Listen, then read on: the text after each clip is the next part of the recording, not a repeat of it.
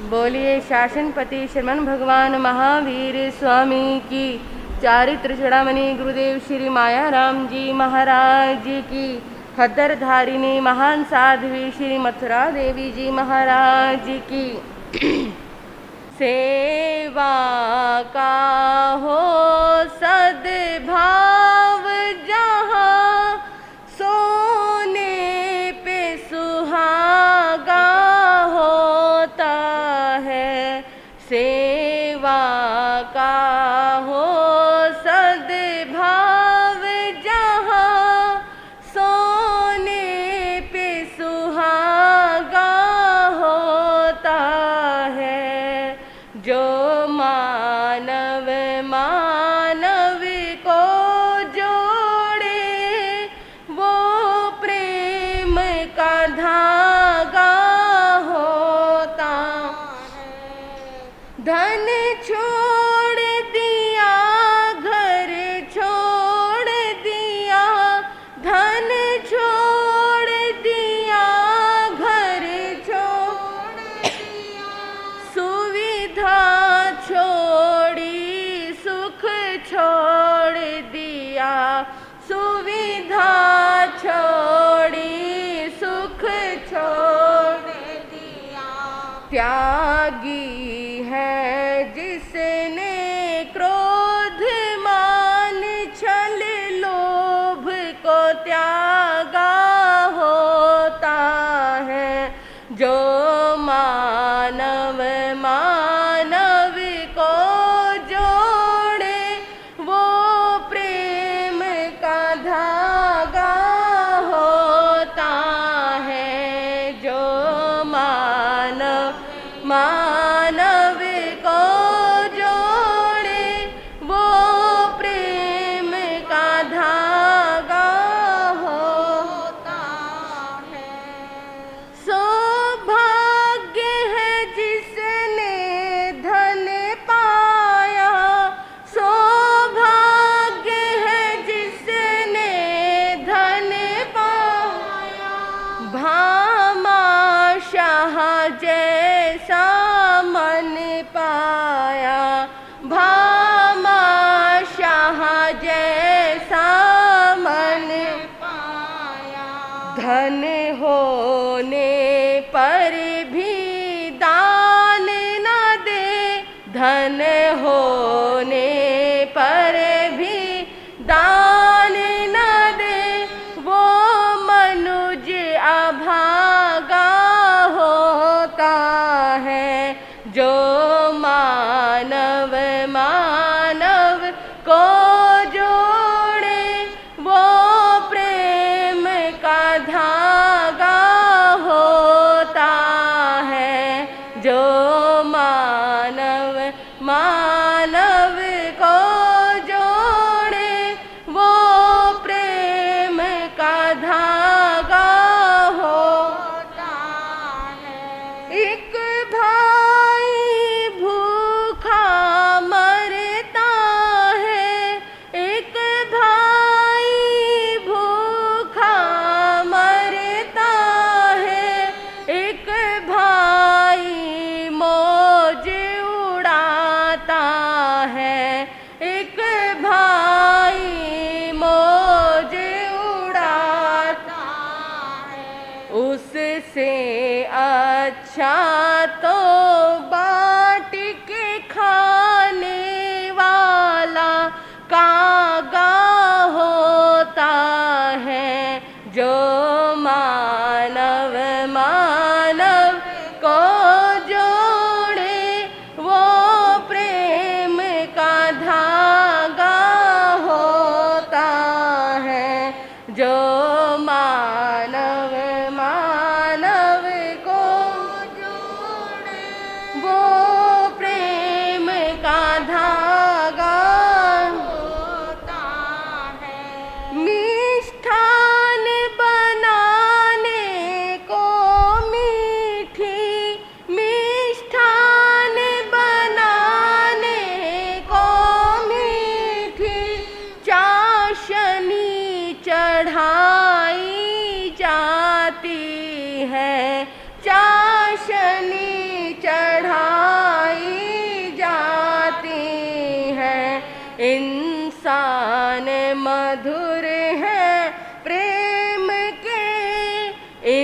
इंसान मधुर है, प्रेम के मधुरस में जो पागा होता है। जो मानव मानव को जोड़े वो प्रेम का धागा होता है। जो मानव मानव को जोड़े वो प्रेम का धागा होता है। सेवा का हो सद्भाव जहाँ, सेवा का हो सद्भाव जहाँ, सोने पे सुहागा होता है। जो मानव मानव को जोड़े वो प्रेम का धागा होता है। जो मानव मानव को जोड़े वो प्रेम का धागा होता है।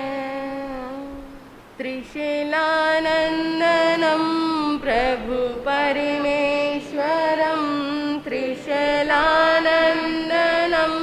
प्रभु परमेश्वरं, स्वीकारो प्रभु मेरा मंत्रणं, स्वीकारो प्रभु मेरा मंत्रणं। वीर अति वीर की धीर गंभीर की, वीर अति वीर की धीर गंभीर की, सन्मति वीर की जय हो महावीर की, सन्मति वीर की जय हो महावीर की, सन्मति वीर की जय हो महावीर की। अनंत उपकारी शासनपति शर्मन भगवान महावीर स्वामी को अनंत अनंत वंदन करने के पश्चात परम पूज्य परम श्रद्धाएं मेरी आस्थाओं के सुमेरु शिखर पूज्य गुरुदेव एवं मेरे जीवन के निर्माता श्री गुरनी जी महाराज के पवित्र पावन चरण कमलों में रहकर जो कुछ भी मैं अपनी अल्प बुद्धि द्वारा ग्रहण कर रही हूँ वह आपके समक्ष कहने का प्रयास करूँगी। उपस्थित धर्म प्रेमी श्रोतागण, आप सभी सुन रहे हैं अप्रतिबद्ध विहारी की चर्चा। अप्रतिबद्ध विहारी कौन हो सकता है? उसके पश्चात ओहंतरे जो अप्रतिबद्ध विहारी होगा वही संसार सागर को तैरने वाला होगा। हम वैसे संसार सागर को तैरने का प्रयास भी करें तो भी नहीं कर सकते। कोई ना कोई बंधन ऐसा हमारे जीवन में आ जाएगा जिससे हम संसार सागर को पार भी करना चाहेंगे तो भी नहीं कर सकते। इसलिए संसार सागर को पार करने के लिए क्या कहा सुधर्मा स्वामी जी ने? सबसे पहले भूति प्रज्ञ होना जरूरी है, उसके बाद अप्रतिबद्ध विहारी होना जरूरी है।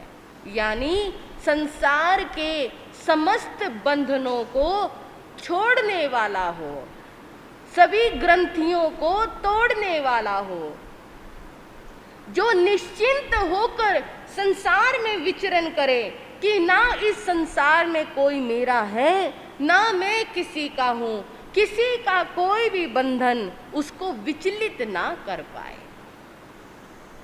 आर्द्रक कुमार जब अपने घर को छोड़कर, अपने देश को छोड़कर भारत में आए थे, उस समय उन्हें दीक्षा लेने का इतना प्रबल भाव चढ़ा हुआ था। उन्होंने दीक्षा अंगीकार की।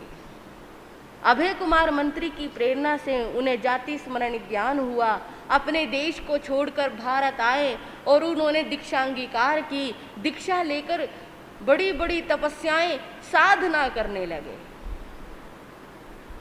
उन्होंने स्वयं से दीक्षा ली।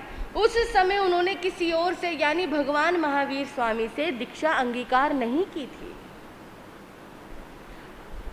जब साधना करने लगे, उनका मन साधना से विचलित हो गया। उन्होंने सोचा, पता नहीं क्यों मेरा मन साधना में नहीं लगता। उन्होंने बार बार अपने मन को साधना में टिकाने का प्रयास किया, नहीं लगा। बहुत प्रयास किया, हर प्रयास असंभव प्रतीत हो रहा था। और ऐसे उस प्रयास में उनका मन विचलित हो गया। एक बार एक घर में भिक्षा के लिए गए। वहां पर एक गृहिणी थी और उस गृहिणी ने उनसे निवेदन किया, घर में रुकने का। बहुत अनुनय विनय की और आर्द्रक कुमार ने उसका वो निवेदन स्वीकार कर लिया। निवेदन तो स्वीकार कर लिया, लेकिन मन में बड़ी ग्लानि थी इस बात की कि मैंने संयम को खंडित कर दिया। उन्होंने अपना बाणा, उन्होंने अपना वेश सभी इसी तरह संभाल के रख लिया। प्रतिदिन वो उस बाणे को देखते रहते थे, कब मेरी जिंदगी में वो दिन दोबारा आएगा जब मैं दोबारा से संयम को ग्रहण करूंगा। समय आया, उनके एक पुत्र हुआ। पुत्र 5 वर्ष का हो गया। अब उन्होंने निश्चय किया, अब मुझे संयम ले लेना चाहिए। जब उन्होंने ये बात अपनी पत्नी के समक्ष रखी, उनकी पत्नी रोने लगी। अभी तो आपका बेटा भी छोटा है, हमारी जिंदगी का कौन आधार है, अभी आप संयम नहीं ले सकते। उन्होंने कहा, ये मेरा निर्णय है कि अब मैं संयम लूंगा और प्रायश्चित लेकर फिर से अपनी आत्मा का कल्याण करूंगा। पत्नी घर के आंगन में बैठी हुई सूत काट रही थी। वो 5 साल का बच्चा आया, कहने लगा, माँ तू रो क्यों रही है, तू सूत क्यों काट रही है? कहने लगी, बेटा क्या कहूँ, तुम्हारे पिता तो दीक्षा ले लेंगे, तुम्हारे पिता हमें छोड़कर जा रहे हैं, फिर अब घर गृहस्थी चलाने के लिए काम तो मुझे ही करना पड़ेगा ना, इसलिए मैंने अब ये काम करना शुरू कर दिया। मेरे पिता दीक्षा ले रहे हैं, हाँ तुम्हारे पिता अब हमें हमेशा हमेशा के लिए छोड़कर जा रहे हैं। वो छोटा सा बच्चा दौड़कर अंदर गया। उसके पिता पलंग पर लेटे हुए थे और जैसे वो अपने पिता के पास गया, वो सूत का धागा लेकर आया और उसने उस सूत के धागे से अपने पिता के पांव बांधने शुरू कर दिए। कहने लगा, नहीं, मेरे पिता हमें छोड़कर नहीं जा सकते, मैं अपने पिता को बांध कर रख लूंगा। क्या कहा? बांध कर रख लूंगा। मेरे पिता कैसे चले जाएंगे मुझे छोड़कर? मैं ऐसे धागों से इनको बांधूंगा, ऐसी पक्की डोर से बांधूंगा, मेरे पिता मुझे छोड़कर नहीं जा सकते। आर्द्रक कुमार ने देखा ये क्या हो रहा। बेटा रो रहा था, उधर पत्नी रो रही थी। उस बच्चे के उस स्नेह ने, उस बंधन ने, जो बंधन उसने बांधा था, आर्द्रक कुमार का मन फिर से फिसल गया। मैं इस प्यारे बच्चे को छोड़कर कैसे जाऊं, कैसे संयम अंगीकार करूं? मन ही नहीं बना घर से बाहर कदम रखने का। कहने लगे, पिताजी बताओ, नहीं जाओगे ना आप हमें छोड़कर? आर्द्रक कुमार ने उस बच्चे को गोदी में उठाया, कहने लगा, नहीं जाऊंगा। उन्होंने जो उसने धागे बांधे थे, उन धागों को गिना और वो 12 धागे थे। तब उन्होंने संकल्प लिया कि मेरे बच्चे ने 12 धागों में मुझे बांधा है, यानी मैं 12 वर्षों तक अब इस संसार को छोड़कर नहीं जा सकता। 12 वर्षों तक मुझे अपने पुत्र का लालन पालन करना होगा। बंधुओं, क्या हुआ? 12 वर्षों तक संसार में रहे, संसार को तैरना चाहते थे, संसार से पार होना चाहते थे, संयम लेकर अपनी आत्मा का कल्याण करना चाहते थे, लेकिन किस में बंध गए? बंधन में। वो बंधन कोई लोहे की जंजीरों का नहीं था, कोई सोने की जंजीरों का नहीं था जो तोड़े नहीं जा सकते थे। वो बंधन किस चीज के थे? कच्चे सूत के।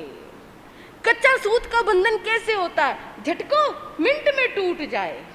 लेकिन ये कच्चा सूत का जो बंधन था, ये कच्चा सूत का नहीं, ये मोहिनीय कर्म का बंधन था, ये राग का बंधन था, ये प्रेम का बंधन था, जिसे तोड़ना आसान नहीं होता।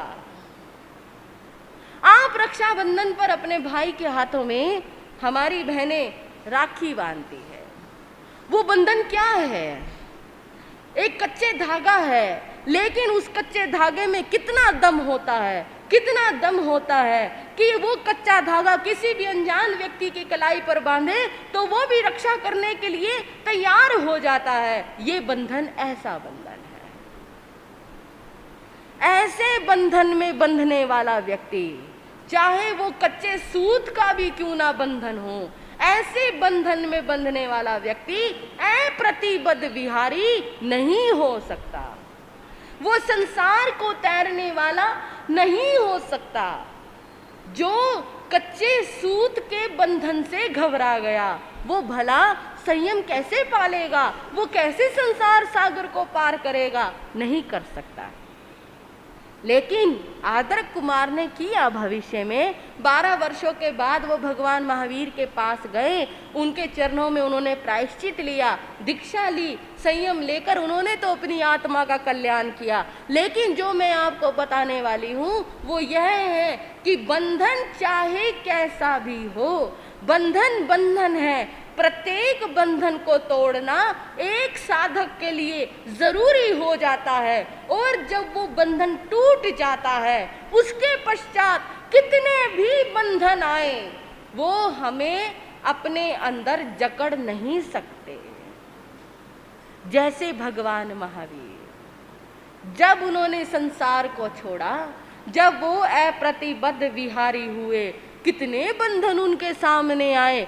उनके सामने उपसर्गों का बंधन आया, तरह तरह के कितने उनके पास देवियां भी आई, अप्सराएं भी आए, उन्होंने उनको कितना प्रलोभन दिया, कितना सब कुछ दिया, लेकिन भगवान महावीर ने किसी भी बंधन को स्वीकार नहीं किया, क्योंकि वो तो सिर्फ एक लक्ष्य को पाना चाहते थे, वो था केवल ज्ञान। और जो सभी बंधनों को ठुकरा देता है वही अप्रतिबद्ध विहारी होकर संसार सागर को तैरने वाला बन जाता है। बंधुओं, आपके सामने कल एक चर्चा चल रही थी, एक ऐसे महान योगी की, एक ऐसे महान साधक की, एक ऐसे महान मुनि की, जो आने वाली 84 अवसर्पणी उत्सर्पणी काल तक प्रत्येक तीर्थंकर के युग में जब जब तीर्थंकर भगवान देशना देंगे तब तब वो अपने मुनियों को उस मुनि का दृष्टांत सुनाएंगे, उदाहरण सुनाएंगे। एक ऐसा महान साधक, कल्पना करके देखो क्या किया होगा उन्होंने ऐसा। इतिहास ने कहा उन्हीं को गाया जाएगा। इस संसार में, इस अवसर्पणी काल में इतने महान साधु हो गए, गजसु कुमाल मुनि जैसे महान साधक हो गए, एक से बढ़कर एक साधिकाएं हो गई, एक से बढ़कर एक साधक हो गए, लेकिन किनको गाया जाएगा? एक ऐसे मुनि, और वो मुनि थे स्थूलीभद्र। क्यों गाया जाएगा भाई? किस लिए गाया जाएगा? क्या किया इन्होंने अपने जीवन में ऐसा जो 84 तक इनको गाया जाएगा? जब जब साधना का महत्व बताया जाएगा, जब जब ब्रह्मचर्य का महत्व बताया जाएगा, तब तब स्थूलीभद्र का विषय स्वयं तीर्थंकर भगवान अपने भक्तों को सुनाया करेंगे, चतुर्विध संघ को उपदेश दिया करेंगे। कितनी महान करने की होगी है आर्य स्थूलीभद्र ने। वास्तव में जो उन्होंने किया शायद ही कोई कर सके। आपने सुना शकडाल पुत्र स्थूलीभद्र जिन्हें उन्हीं के पिता ने रूपकोशा के पास कला सीखने के लिए भेजा था। वो कला थी संसार की कला, लेकिन गए तो कला सीखने थे, रूपकोशा के ही होकर रह गए। उसके बाद कभी घर का रास्ता नहीं देखा, घर में क्या हो रहा है कुछ नहीं पता। रात्रि कब बीत गई, सवेरे कब उदय हुआ, स्थूली भद्र को कोई अनुमान नहीं था। जिसे रात्रि और सवेरे का अनुमान नहीं था, उसे दिन बीत गया और महीने बीत गए, इस बात का भी स्थूली भद्र को कोई ज्ञान नहीं था। ऐसे करते करते समय बीतता जा रहा था और उसी समय में उनके घर में ना जाने क्या क्या घटित हो रहा था। हम थोड़ा उनके घर को देखें। शकडाल मंत्री थे, राज्य की सारी व्यवस्था उनके पास थी। उनके नगर में एक ब्राह्मण था जिसका नाम था वररुचि। वो ब्राह्मण प्रतिदिन राजा को श्लोक सुनाने के लिए आता था और राजा प्रसन्न होकर उसे 108 मुद्राएं, स्वर्ण मुद्राएं देते थे। शकडाल मंत्री ने सोचा, अगर राजा यूं ही प्रतिदिन यूं मुद्रा लुटाते रहेंगे तो राजकोष तो खाली हो जाएगा। उन्होंने राजा से कहा, राजन ये अच्छा नहीं है, आप प्रतिदिन एक व्यक्ति को 108 स्वर्ण मुद्राएं दोगे तो राजकोष ऐसे तो रिक्त हो जाएगा। कहने लगे, कला का सम्मान करना हमारा धर्म है। वो रोज मुझे नए नए श्लोक सुनाता है, बदले में मैं उसे स्वर्ण मुद्रा दे देता हूं। शकडाल ने सोचा ये ऐसे नहीं मानेंगे। उन्होंने एक युक्ति निकाली और उन्होंने कहा, महाराज ये नए नए श्लोक नहीं सुनाता, ये श्लोक तो मेरी 7 पुत्रियों को आते हैं। कहने लगे, ऐसे कैसे? कहने लगे, कल ही देख लेना दरबार में, जो वो श्लोक सुनाएगा वो सारे के सारे श्लोक मेरी पुत्रियां सुना देंगी। बंधुओं, ऐसा उन्होंने क्यों कहा? क्योंकि जो उनकी यक्षा सुयक्षा नाम की जो 7 पुत्रियां थी वो इतनी बुद्धिमान थी कि पहली लड़की एक बार जिसको सुन लेती थी उसे वो याद हो जाता था, दूसरी लड़की उसे 2 बार सुन लेती थी उसे याद हो जाता था, तीसरी को 3 बार सुनकर, चौथी को 4 बार सुनकर और 7वीं को 7 बार सुनकर याद हो जाता था। उन्होंने वहां उस राज दरबार में अपनी 7 पुत्रियों को खड़ा कर दिया। अगले दिन जब वररुचि ने वो श्लोक सुनाने शुरू किए, पहली पुत्री ने सुना, उसको तो याद हो गए। अब मंत्री खड़ा हुआ और कहने लगा, महाराज वररुचि ने जो श्लोक सुनाए हैं वो श्लोक तो मेरी पुत्रियां भी सुना सकती हैं। वररुचि कहने लगा, नहीं ये झूठ है, ये श्लोक मैंने बनाए हैं, इसे सिर्फ मैं जानता हूं, कोई और नहीं जानता। उस समय यक्षा को आगे किया, उन्होंने कहा, बेटी तुम ये श्लोक सुनाओ। और उसको तो याद थे, उसने सारे के सारे श्लोक सुना दिए। दूसरी को कहा, तीसरी को कहा, सभी ने ही वो सारे श्लोक सुना दिए। राजा को बड़ा वो हुआ, कहने लगे, वररुचि तुम तो बोलते थे ये रचना तुम्हारी है, जाओ आज से तुम मेरे राज दरबार में कोई भी श्लोक सुनाने के लिए मत आना। उसका अपमान हुआ। वररुचि वहां से चला तो गया। बंधुओं, ये तो मैं नहीं कह सकती कि शकडाल ने जो किया वो अच्छा किया या बुरा किया, लेकिन वररुचि को अपना अपमान महसूस हुआ। शकडाल जो सोच कर रहे थे वो भी ठीक था, लेकिन जो किया वो ठीक नहीं था। वररुचि को शकडाल के प्रति नफरत द्वेष पैदा हो गया। उन्होंने कहा, इस वररुचि के कारण मेरा अपमान हुआ है, मैं इससे बदला लेकर रहूंगा, शकडाल मंत्री को मैं छोड़ूंगा नहीं। और वररुचि भीतर ही भीतर द्वेष की आग में जलने लगा। एक वक्त वो भी आया, सोचने लगा कैसे मैं इस शकडाल मंत्री को सबक सिखाऊं। शकडाल मंत्री के जो छोटा पुत्र था उसका नाम था श्री यक। श्री यक का विवाह का प्रसंग आया, उसकी शादी का प्रसंग आया, तो शकडाल मंत्री ने सोचा कि क्यों ना मैं श्री यक के विवाह पर राजा को छत्र, चंवर आदि जो राजा के लिए उपयोगी वस्तुएं हैं वो भेंट दूं। और उसने उसका निर्माण अपने ही भवन में करवाना शुरू कर दिया।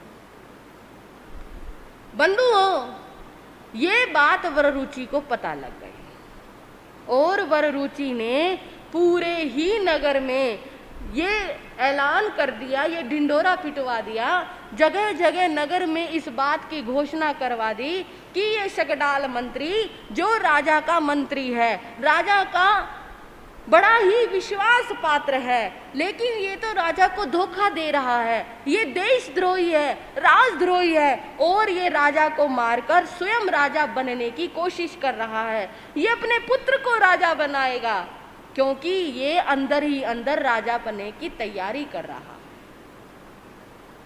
ये बात राजा को भी पता चली। अब राजा तो कानों के कच्चे होते हैं। श्री यक बड़ा होनहार था, वो राजा का अंगरक्षक भी था। श्री यक को लगा कि राजा का कुछ मुंह उतरा उतरा सा है।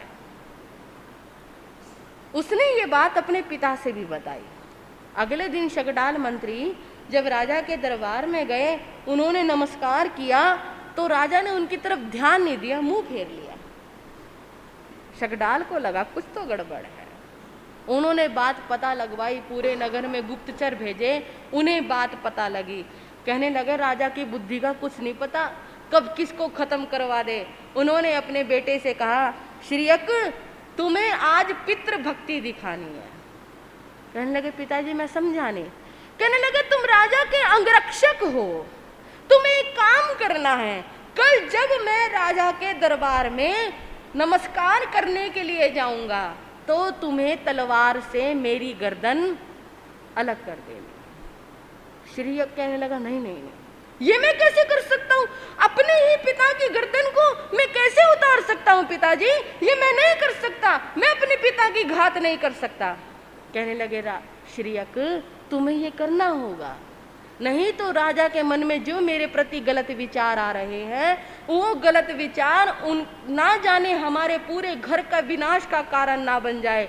उन्होंने उसको पूरी योजना बताई।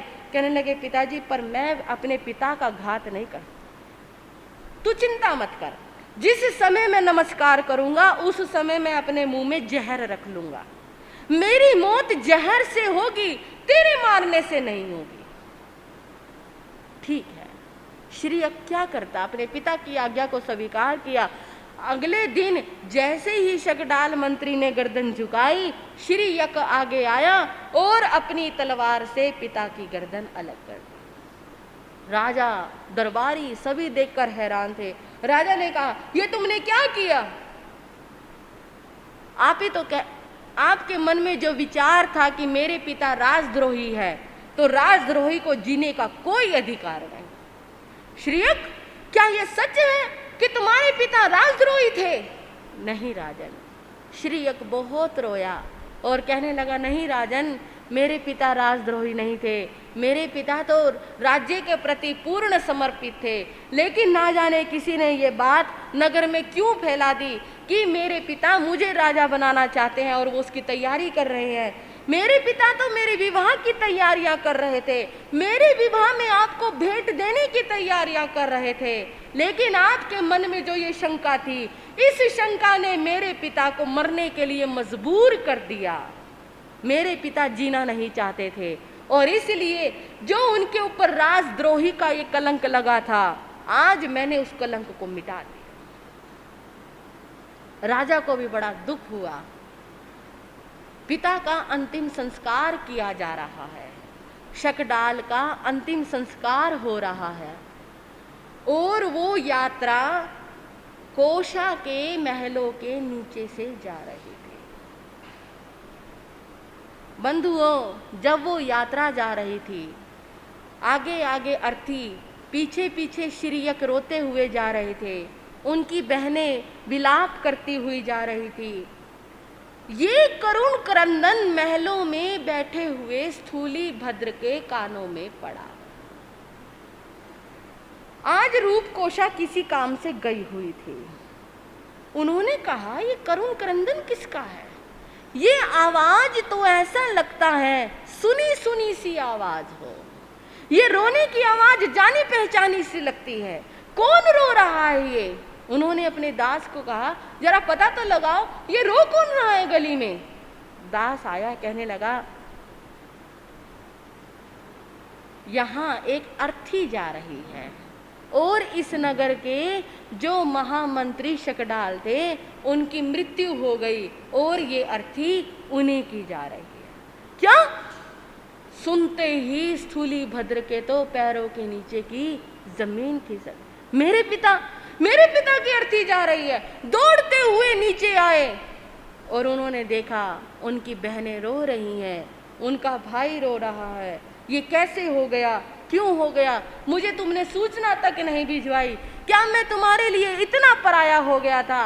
एक बार तो खबर भिजवाते, एक बार खबर भिजवा देते, तुमने मुझे क्यों नहीं पता करवाया? श्री यक कहने लगा भैया एक बार नहीं अनेक बार तुम्हारे महलों में खबर भिजवाई, लेकिन अनेक बार यही हमारे को जवाब मिलता रहा कि स्थूली भद्र आने में असमर्थ है। हमारा कोई भी जवाब आप तक नहीं पहुंचा और आपका कोई भी जवाब हम तक नहीं पहुंच पा रहा। स्थूली भद्र ने अपने पिता का अंतिम क्रियाक्रम किया, लेकिन इस घटना ने स्थूली भद्र को अंदर तक हिला दिया। 12 वर्षों तक मैं रूप कोशा के बंधन में बंधा रहा। बहुत समय होता है 12 वर्ष का, कोई थोड़ा समय नहीं होता। मेरे घर में इतनी बड़ी बड़ी घटनाएं हो गई, मेरे पिता के साथ ऐसा हुआ, मेरी बहनें देखो किस तरह से रो रही हैं, ये क्या हो गया? स्थूली भद्र अपने आप को संभाल नहीं पा रहे थे। उन्हें अपने अंदर बहुत ग्लानि, बहुत पश्चाताप महसूस हो रहा था। उधर राजा ने कहा श्री यक को कि अब ये मंत्री पद खाली हो गया, मैं चाहता हूं कि तुम मंत्री पद संभालो। श्री यक ने कहा नहीं, मेरे बड़े भाई स्थूली भद्र ही मंत्री बनने के लायक है। स्थूली भद्र को कहा गया कि तुम ये मंत्री पद संभालो। स्थूली भद्र कहने लगे कौन सा मंत्री पद, कैसा मंत्री पद? वो मंत्री पद जिस पद ने मेरे पिता की जान ले ली। नहीं, वो पद मैं बिल्कुल भी नहीं संभालूंगा, ये पद संभालने लायक नहीं है, ये पद तो धोखे वाला है। अरे क्या इतना स्वामी भक्त, राज्य भक्त, इतना बड़ा व्यक्ति ऐसी गलत सोच रख सकता है? आप महाराज ने ये कैसे सोच भी कैसे लिया मेरे पिता के विषय में? नहीं, मैं मंत्री नहीं बनूंगा। बहुत समझाया, स्थूली भद्र नहीं माने। आखिर में 1 दिन बीता, 2 दिन बीता, स्थूली भद्र उदास बैठे रहते थे। उनकी 7 बहनें यक्षा, सुयक्षा सभी स्थूली भद्र के पास आई, कहने लगी भैया हम सभी को आज्ञा चाहिए। किस चीज की आज्ञा? भैया हमारा कई दिनों से मन था कि हम संयम लेकर अपनी आत्मा का कल्याण करें, लेकिन पिताजी की आज्ञा नहीं मिल रही थी। पिताजी चाहते थे कि बस एक बार स्थूली भद्र लौट आए, फिर तो मुझसे आज्ञा लेकर संयम अंगीकार कर लेना। अब आप भी आ गए हो, अब पिताजी भी संसार में नहीं रहे और हमें संयम की आज्ञा दीजिए। हम दीक्षा लेकर अपनी आत्मा का कल्याण करना चाहते।